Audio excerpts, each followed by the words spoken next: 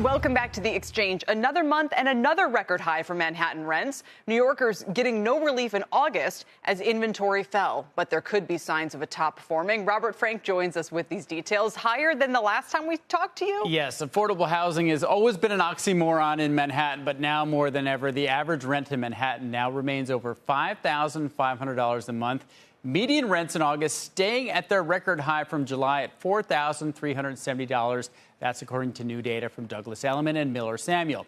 Inventory also fell 16%, meaning there was less choice for renters and more leverage for those landlords that like to hike rents. There are, though, this is the good news, guys, signs that Manhattan's sky-high rents may be peaking. The number of new leases fell 14% over last year.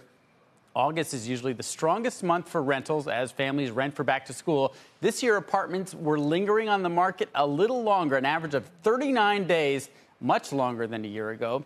Brokers say landlords are choosing to renew more of their existing tenants with slight increases rather than seeking new leases with much bigger jumps.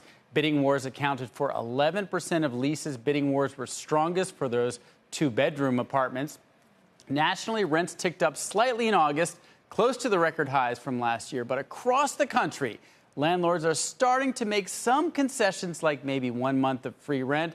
But if you look at that CPI data that we got yesterday, most of that increase, yet again, was due to shelter costs and those high rents. Shelter costs up over 7% year over year. So that's still the big driver of the CPI. And what we've often talked about, and Diana has chronicled, is this glut of apartment supply coming to the market. Are we expecting a lot of supply to hit the New York market or not? Is that one reason why it's more sticky? We're not. And that is the big issue. And that's why rents may not go up much, but they're probably going to stay at this elevated level for a while because there's not a new supply. The only hope for new supply is that this new Airbnb law, which makes it harder to rent Airbnbs, could free up some of that inventory that was Airbnb'd out. Great point. Back to the full-time rental market. But again, that's maybe 5,000 or 10,000 apartments could be at the margin. But there's not a lot of new construction that's going to be rentals. The new construction are very expensive condos that those developers can make a lot of money on. Absolutely. So either those rents are going to be higher. But we also have spoken with some developers who say the cost of conversions from office is also so high and the incentives aren't great enough that that's going to bring a lot of supply online either. It's prohibitive. Changing those giant office buildings to functional apartment buildings is just so expensive unless prices for those buildings come way down for office buildings.